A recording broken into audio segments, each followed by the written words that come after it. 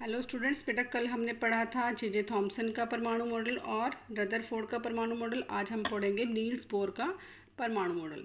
कल जो हमने दो मॉडल पढ़े थे, जे थॉमसन और रदरफोर्ड का परमाणु मॉडल, उसमें कुछ कमियों की वजह से उनको जो है माना नहीं गया, उनकी आलोचना की गई। तो नील्स बोहर ने जो परमाणु मॉडल प्रस्तुत किया उसमें काफ़ी कमियों को दूर किया गया। तो परमाणु के रदरफोर्ड मॉडल की कमियों को नील्स बोहर द्वारा जो दूर किया गया, बोहर ने ये प्रस्तावित किया कि परमाणु का जो समस्त द्रव्यमान होता है, यानी कि जितना भी उसका द्रव्यमान होता है वो कहाँ पर स्थित होता है, उसके नाभिक में स्थित होता है। उसका जो धन आवेश होता है, यानी कि जो प्रोटॉन्स होते हैं, वो कहाँ पर होते हैं, उसके नाभिक में होते हैं। और जो इलेक्ट्रॉन्स होते हैं वो उसके चारों ओर चक्कर लगाते हैं, जिनके लिए उनकी स्थिर और अचर कक्षाएं होती हैं। स्थिर भी बोल सकते हैं या हम अचर भी कह सकते हैं, यानी कि वो अपनी कक्षा में ही घूमते हैं, दूसरी कक्षा में नहीं जाते। तो प्रत्येक कक्षा में उसकी एक निश्चित संख्या होती है। जैसे कि पहली कक्षा में सिर्फ 2 ही इलेक्ट्रॉन रह सकते हैं, या तो 2 से कम या फिर 2। और अगर तीसरा इलेक्ट्रॉन होता है तो उसके लिए दूसरी कक्षा आ जाती है। दूसरी कक्षा जो होती है उसमें 8 इलेक्ट्रॉन्स होते हैं। ऐसे ही तीसरी कक्षा में भी 8 इलेक्ट्रॉन्स हो सकते हैं। ये डिटेल में आप पढ़ोगे 9th क्लास में। तो प्रत्येक कक्षा में एक निश्चित संख्या तक इलेक्ट्रॉन हो सकते हैं। जैसे यहाँ पर हाइड्रोजन का दिखाया है, क्योंकि हाइड्रोजन में 1 इलेक्ट्रॉन होता है और 1 ही प्रोटॉन होता है। तो 1 इलेक्ट्रॉन जो है वो इसके चारों ओर घूमता है पहली कक्षा में।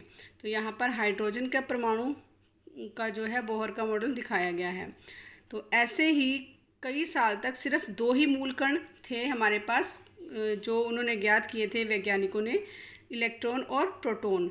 लेकिन 1932 में जेम्स चैडविक ने एक नए कण की खोज की, जिसका द्रव्यमान किसके द्रव्यमान के बराबर था? प्रोटॉन के द्रव्यमान के बराबर था। परंतु उस पर कोई भी आवेश नहीं था, ना तो उस पर प्लस का था, ना ही उस पर माइनस का था। इस कण को न्यूट्रॉन का नाम दिया गया। इस पर कोई भी आवेश नहीं था, ये कण हमारा उदासीन था। तो उन्होंने ये भी बताया कि जो नाभिक है, नाभिक में ही परमाणु का लगभग सारा द्रव्यमान उपस्थित रहता है। सारा द्रव्यमान यानी कि प्रोटॉन भी और न्यूट्रॉन भी। तो ये जो नाभिक है ये किससे बना होता है? प्रोटॉनों और न्यूट्रॉनों से। तो इसके नाभिक में प्रोटॉन और न्यूट्रॉन्स होते हैं, और इलेक्ट्रॉन्स जो हैं वो इसके चारों ओर अपनी स्थिर कक्षाओं में चक्कर लगाते हैं। उसके बाद है हमारे पास परमाणु संख्या या परमाणु क्रमांक। हम इसको परमाणु संख्या भी बोलते हैं और परमाणु क्रमांक भी बोलते हैं।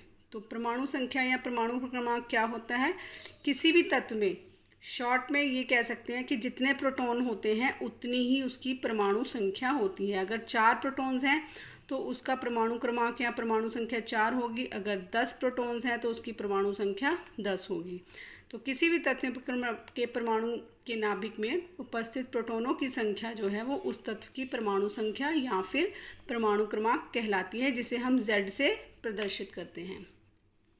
तो परमाणु संख्या जो Z होती है वो किसके इक्वल होती है? प्रोटॉन की संख्या के बराबर होती है। अब हमें ये भी पता है कि परमाणु जो है वो उदासीन होता है, उस पर कोई भी चार्ज नहीं होता, ना प्लस का ना ही माइनस का।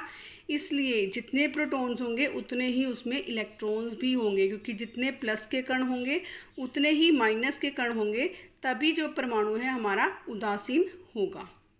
उसके बाद है हमारी द्रव्यमान संख्या। द्रव्यमान संख्या में क्या होगा?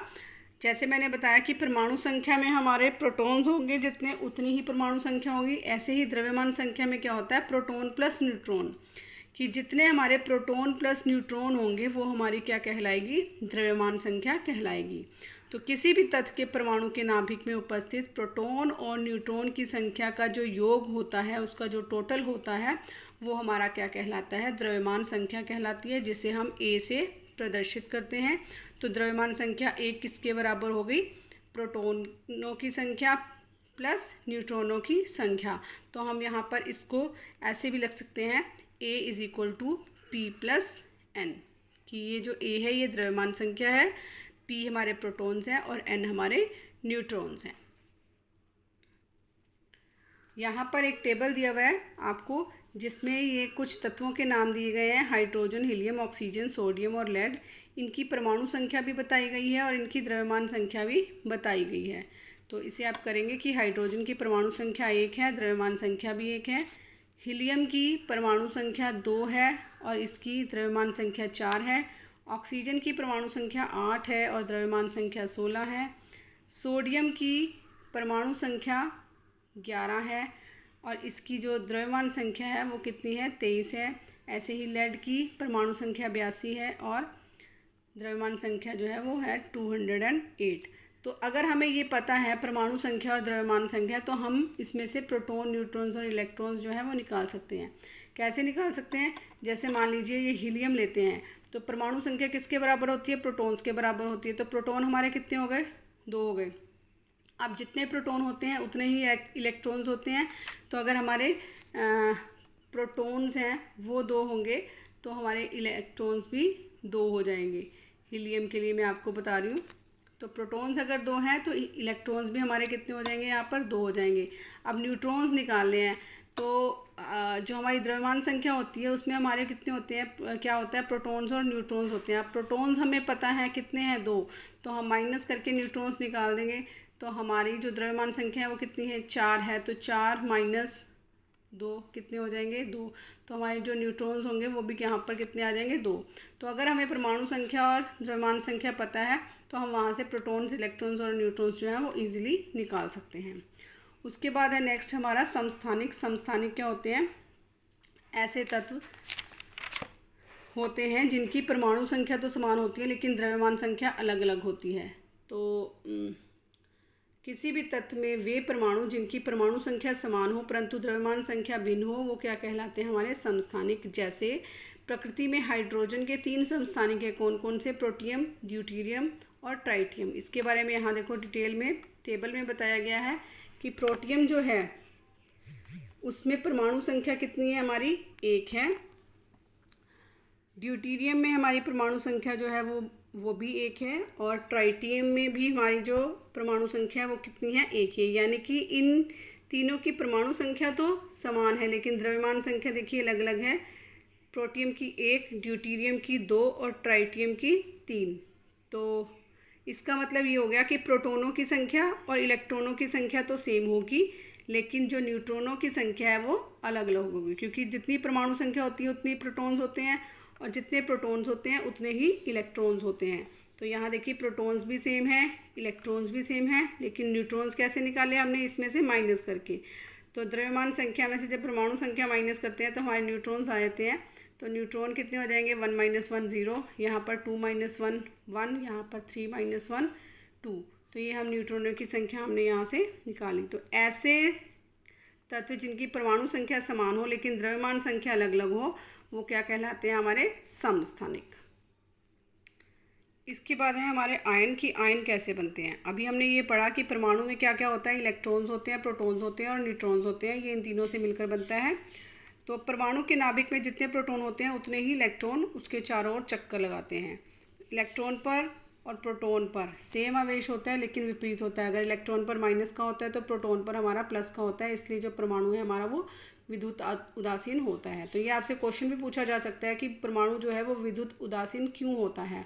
तो आप इसमें बताओगे कि इसमें जितने इलेक्ट्रॉन्स होते हैं उतने ही प्रोटॉन्स होते हैं, तो इसलिए जो हमारा परमाणु है वो विद्युत उदासीन होता है। तो अब ये जो विद्युत उदासीन परमाणु है, अगर हम इसमें से एक इलेक्ट्रॉन बाहर चला जाए या इलेक्ट्रॉन अंदर आ जाए तो हमारे आयन्स बनते हैं।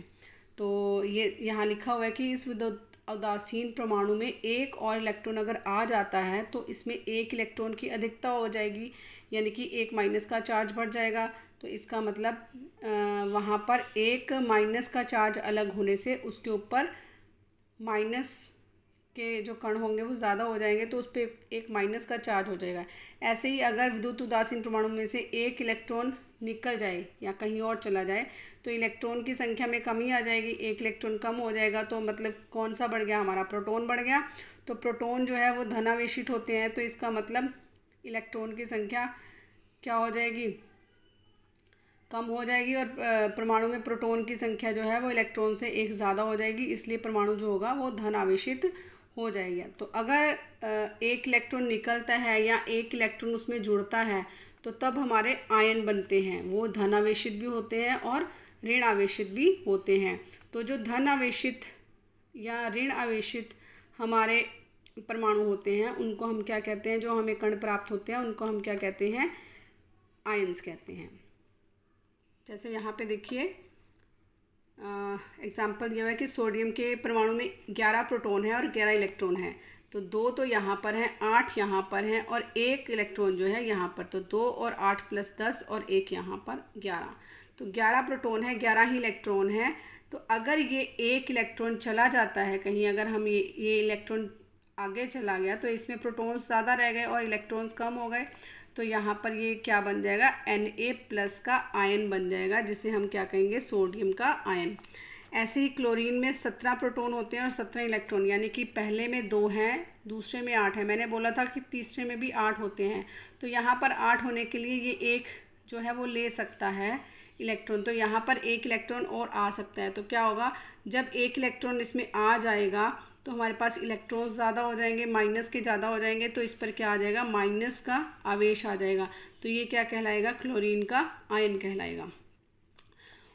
तो अगर हम किसी को देते हैं तो गिवर्स हो जाएंगे, यानी कि जो देने वाला होगा उसके पास ज़्यादा था तभी उसने दे दिया, इसलिए उसके ऊपर प्लस आएगा। ये आप शॉर्ट में याद रख सकते हो। और जिसने लिया है यानी कि उसके पास कमी थी, इसलिए उसके ऊपर क्या आ जाएगा, माइनस का चार्ज आ जाएगा। तो जो देगा वो प्लस का आयन होगा, जो लेगा वो माइनस का आयन होगा। ये शॉर्ट में आप इसको इजीली याद रख सकते हो। उसके बाद है हमारी संयोजकता। संयोजकता क्या होती है, संयोजकता को आप ऐसे भी कह सकते हो, जैसे मैंने भी आपको बताया कि Na जो है वो 1 दे सकता है और Cl जो है वो 1 ले सकता है। क्लोरीन ने 1 लिया और Na ने 1 दिया, क्योंकि ये इसका अगर चला जाएगा तो इसके पास ये वाली कक्षा में 8 कंप्लीट हो जाएंगे, और ये अगर लेगा तो इसकी इस कक्षा में 8 कंप्लीट हो जाएंगे। तो 8 कंप्लीट करने के लिए ये जो है कोशिश करते हैं। तो जब इसने दे दिया तो यहाँ पर प्लस का चार्ज आ गया, इसने ले लिया तो यहाँ पर माइनस का चार्ज आ गया। तो हम संयोजकता यहाँ से ही बता सकते हैं कि जितना इसके ऊपर चार्ज होता है, अगर 2+ है या 1+ है या 1- है या 2- है, तो उतना ही क्या होता है, हमारी उसकी संयोजकता होती है। लेकिन यहाँ पर जो संयोजकता बताई गई है वो बताई गई है हाइड्रोजन को लेकर। तो यहाँ बताया गया है कि परमाणु जो है आपस में मिलकर अणु बनाते हैं। प्रत्येक परमाणु की दूसरे परमाणु से जुड़ने की एक क्षमता होती है कि वो उससे किस प्रकार जुड़ सकता है, जिसे हम क्या कहते हैं, संयोजकता बोलते हैं। तो हाइड्रोजन की संयोजकता जो होती है उसको हम 1 मानकर चलते हैं कि उसकी संयोजकता 1 है, और उसको 1 मानकर हम अन्य तत्वों की संयोजकता जो है उसके अकॉर्डिंग निकाल लेते हैं। तो संयोजकता को फिर हाइड्रोजन से यहाँ पर परिभाषित किया गया है कि किसी भी तत्व की जो संयोजकता होती है वह संख्या होती है जो यह दिखाती है कि तत्व का जो एक परमाणु है वो हाइड्रोजन के कितने परमाणुओं से संयोग करता है या विस्थापित करता है। तो यहाँ पर जैसे उदाहरण बताया गया है कि HCl जैसे है, HCl में Cl की संयोजकता 1 होगी। क्यों 1 होगी, क्योंकि वो यहाँ पर हाइड्रोजन हमारा कितना है, 1 है। 1 हाइड्रोजन Cl की साथ जुड़ा हुआ है, इसलिए यहाँ पर इसकी संयोजकता कितनी होगी, Cl की संयोजकता 1 होगी। अब H2O है, H2O क्या है, हमारा जल है। तो H2O में जो है 2 H के परमाणु जो हैं वो 1 ऑक्सीजन के साथ संयोग कर रहे हैं। तो इसका मतलब ऑक्सीजन की संयोजकता कितनी होगी, 2। यानी कि जितने हाइड्रोजन होंगे दूसरे तत्व की संयोजकता उतनी ही होगी। यहाँ पर आपको टेबल दिया हुआ है जिसमें आपको कुछ तत्व दिए गए हैं, hydrogen, carbon, sodium, oxygen, magnesium और कैल्शियम। इनके यहाँ पर संकेत दिए गए हैं कि इनको हम कैसे डिनोट करते हैं। हाइड्रोजन को H से, कार्बन को C से, सोडियम को Na से, ऑक्सीजन को O से, मैग्नीशियम को Mg से और कैल्शियम को Ca से। तो और इनकी संयोजकता भी बताई गई है कि हाइड्रोजन की संयोजकता 1 होती है, कार्बन की 4 होती है, सोडियम की 1 होती है, ऑक्सीजन की 2 होती हैं, मैग्नीशियम की 2 होती है और कैल्शियम की भी 2 होती है। तो ये आपको संयोजकताएं बताई गई हैं कि किस तत्व की संयोजकता कितनी होती है। तो यहाँ पर हमारा चैप्टर कंप्लीट हो जाता है। उसके बाद ये हमारे मेन पॉइंट्स हैं, ये आप लोगों ने सारे पॉइंट्स पढ़ने हैं। ये आपके चैप्टर के मेन पॉइंट्स हैं जिन्हें आप पढ़ोगे।